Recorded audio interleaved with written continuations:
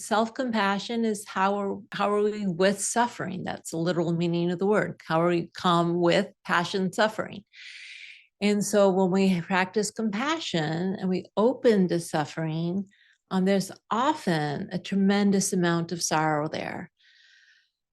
So some of that is just, the sorrow of our own past experiences, the sorrow of what's happening. Maybe we've kind of closed ourselves off from it and we open to it with compassion and it just kind of like take it all in. Sometimes it's generational sorrow. Sometimes we open up to our pain and it's almost like we filter the pain of our ancestors. It can come up.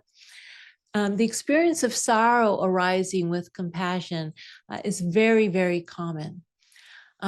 Sometimes it's backdraft. Sometimes it's just the sorrow that's there. Backdraft is a term that my colleague Chris Germer came up with that refers to a phenomena. It's like the firefighting phenomena. When you open the doors of a house on fire, the air rushes in, it ignites the flames, and then the flames intensify and then they rush out.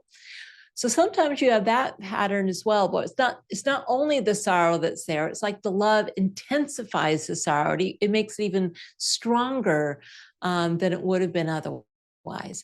And this is just part of the practice, right? So when we open to pain, it's like you give yourself unconditional love and immediately you remember all the conditions under which you're unloved and it kind of comes rushing forth.